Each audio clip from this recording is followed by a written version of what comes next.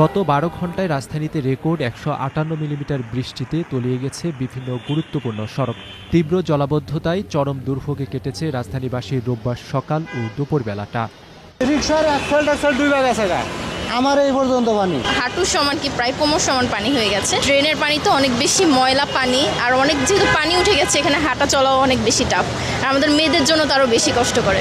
ড্রেনের যে দাম করে পড়ে গেছি, পড়া মোবাইল মানি ব্যাগ সব পড়ে গেছে গা ভাই। পরিস্থিতি খুবই ভয়াবহ অবস্থা, পানিতে একদম তলিয়ে গিয়েছে ঢাকা শহরটা। অফিসিয়াল ভাবে সমস্যা ফেস করছে আর কি। রিক্সা যাওয়ার মতো তো পরিস্থিতি নেই, পানি রিক্সার চাকা সম্পূর্ণ চাকা ডুবে যায় পানির ভিতরে, পানি উঠা গাড়ি বন্ধ হয়ে গেছে। শনিবার রাত থেকে মুষলধারে বৃষ্টি শুরু হয়। টানা বৃষ্টিতে রোববার সকাল থেকে রাজধানীর মিরপুরের কালশী, কাজীপাড়া, গ্রিন রোড, ফকিরাপুল ও কাঁঠালবাগান সহ বিভিন্ন গুরুত্বপূর্ণ সড়ক পানির নিচে তলিয়ে যায়।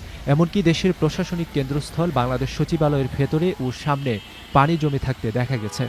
ফকিরাপুল পানির ট্যাঙ্কি, তারপরে মতিঝিল, এলার ভিতরে যাওয়া যাচ্ছে না ভাই। ময়লাগুলো এইভাবে ড্রেনের থুয়া যায়, পানি যাইতে পারে না। প্যাসেঞ্জারেরও কষ্ট, আমাদেরও কষ্ট। যানবাহন পাওয়া যাচ্ছে না, 10 টাকা ভাড়া 20 টাকা নিচ্ছে, রিক্সা ভাড়া তো আরও বেশি। যেমন আমার বাসা 40 টাকাতে আমি মেট্রোতে আসতে পারি উত্তর 11 নম্বর সেক্টর থেকে, সেখানে আজকে দেখলাম যে 60 টাকা 70 টাকা চাচ্ছে। সচিবালয়ের ভিতরেও মোটামুটি পানি জমে আছে, তো ড্রেনেজ ব্যবস্থা ভালো হলে হয়তো এই পানিটা আর থাকবে না। গাড়ির জন্য দাঁড়িয়ে থাকতে হয়, গাড়ি ঠিকমতো আসতেছে না, বৃষ্টির কারণে গাড়ির সংখ্যাও কমে আসছে। প্রধান সড়ক থেকে শুরু করে অলিগলি, কোথাও হাঁটু আবার কোথাও কোমর সমান পানি দেখা গেছে। হঠাৎ এই জলাবদ্ধতায় সবচেয়ে বেশি বিপাকে পড়েছেন অফিসগামী যাত্রী, স্কুল কলেজের শিক্ষার্থী ও শ্রমজীবী মানুষ। গণপরিবহন সংকটের পাশাপাশি রিকশা ও সিএনজি চালিত অটোরিকশায় গুনতে হয়েছে অতিরিক্ত ভাড়া। অনেক জায়গায় জলাবদ্ধ সড়কে গাড়ি বিকল হয়ে দীর্ঘ যানজট দেখা গেছে। নগরবাসী বলছেন, ড্রেনেজ ব্যবস্থা পরিষ্কার না থাকায় সামান্য বৃষ্টিতেই পুরো শহর অচল হয়ে পড়ছে। দ্রুত এই পানি নিষ্কাশনের দাবি জানিয়েছেন ভুক্তভোগীরা। আমরা জব হোল্ডার বা স্টুডেন্ট যারা আছে, যাদের এক্সাম আছে, সবারই এই বিষয়গুলো নিয়ে প্রবলেম হচ্ছে। যেহেতু বৃষ্টি হচ্ছে, গাড়িও পাওয়া যাচ্ছে না, যাতায়াত থেকে শুরু করে সব কিছুতেই আমাদের প্রবলেম হচ্ছে।